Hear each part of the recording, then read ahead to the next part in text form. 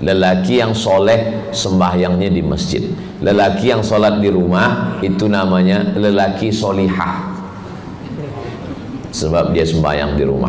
Masalah sah dan tak sah, sembahyang sah, tapi afdal baik.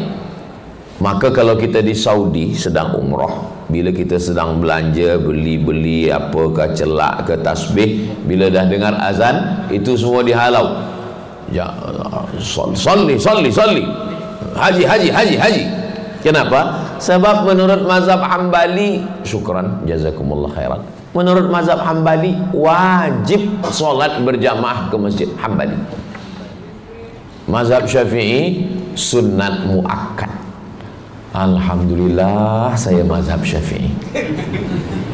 Kalau tidak Hambali ini berat. Berkurban menurut mazhab Hanafi wajib. Menurut mazhab Syafi'i sunnat muakkad. Jadi dalam beberapa hal mazhab Syafi'i ini ringan.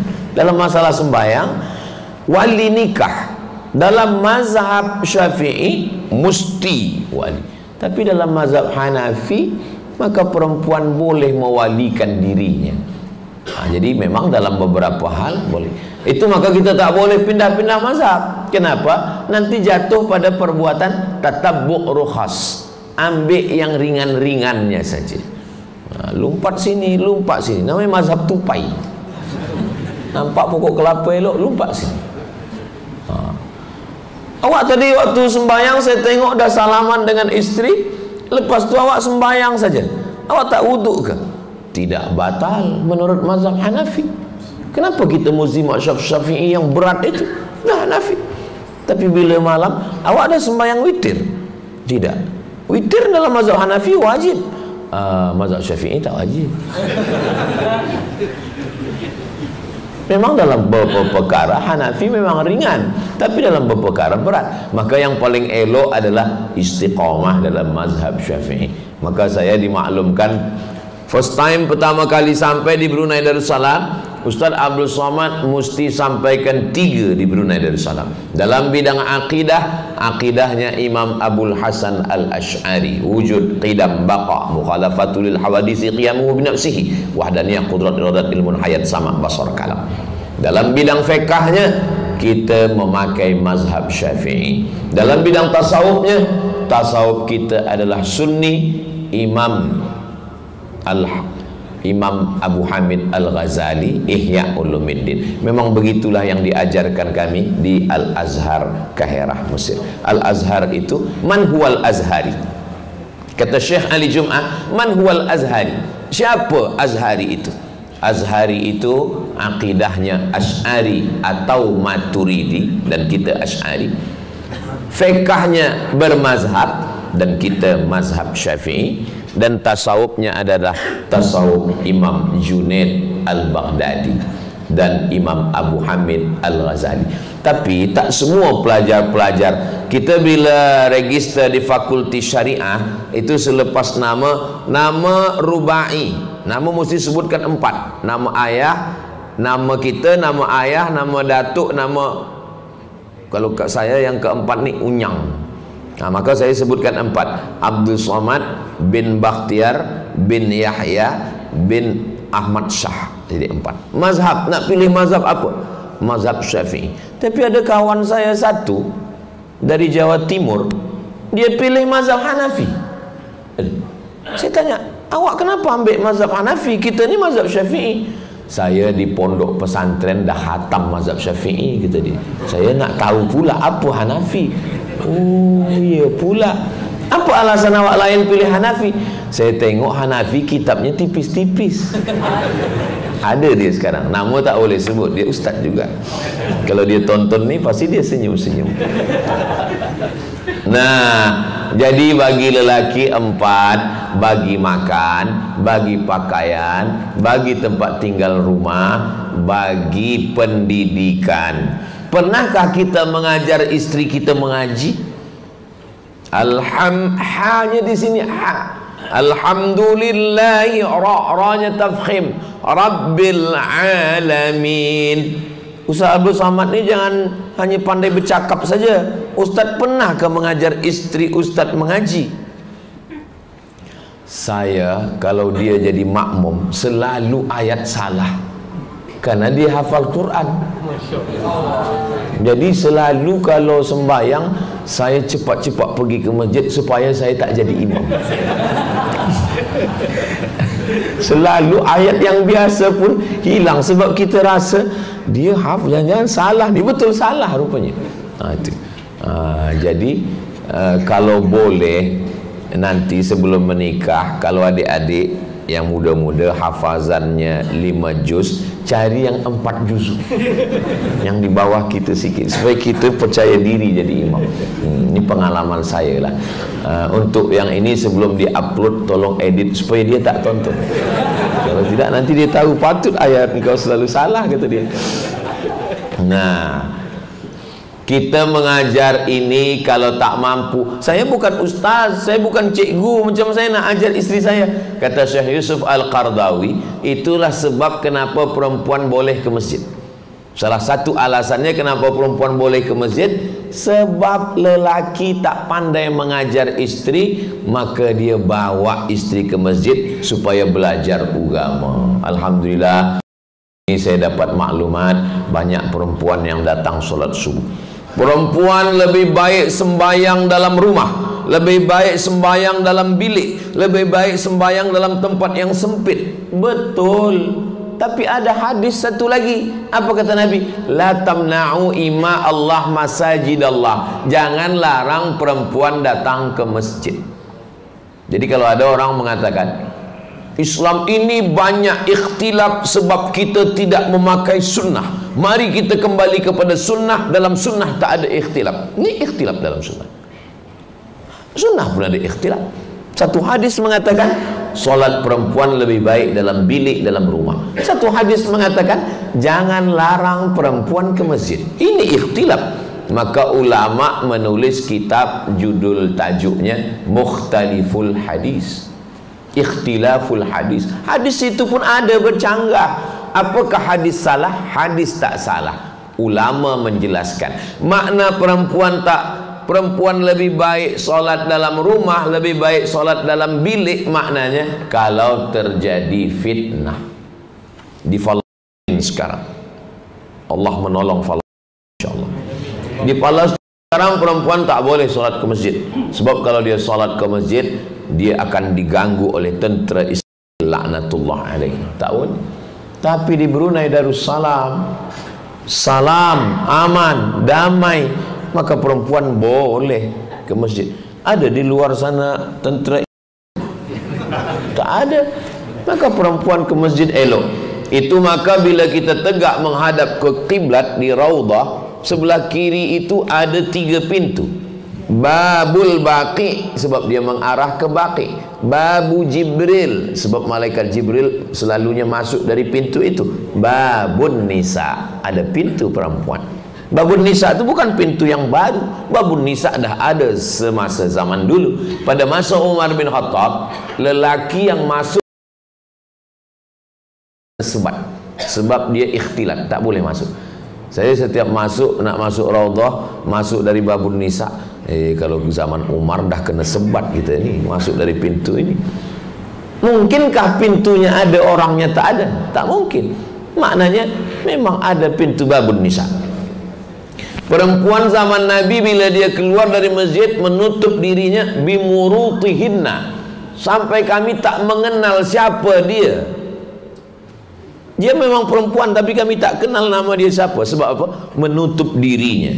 Itu maka perempuan kita bawa ke masjid, tapi menutup diri, menutup aurat supaya tidak menjadi fitnah. Elok masjid kita ni, perempuannya jauh. Bila jamaah tak banyak, perempuan di mana safnya? Di belakang. Sama. Sebab di beberapa masjid saya tengok saf lelaki, kemudian perempuan di belakang, dan satir hijabnya tak tinggi. Yang elok tu tak nampak. Kalaupun nampak juga hijabnya tinggi ke atas. Ini ada hijab tu yang rendah saja, sehingga yang belakang ni, makmum di belakang yang muda-muda belia ni, lain bunyi aminnya. Sebab ada anak gadis juga di belakang. Ghairil maghdubi alaihim waladdallin. Amin gitu. Maka sop lelaki yang paling elok sop yang di depan. Sop perempuan yang paling elok sop yang di belakang. Kenapa begitu? Sebab sop yang lelaki paling elok di hadapan, sebab dia sop yang paling jauh dari perempuan. Sop perempuan yang paling elok di belakang sebab apa? Sebab dia sop yang paling jauh daripada lelaki. Begitu Allah SWT melalui lisan Nabi Muhammad sallallahu alaihi wasallam. Lalu kemudian suami sudah, sekarang istri. Istri yang elok itu 4. Tunggu, salah saya. Bukan istri yang elok itu 4. Istri yang elok itu sifatnya 4. Tolong jangan dipotong. Saya takut ini video dipotong, diupload di TikTok, nanti semua attack saya.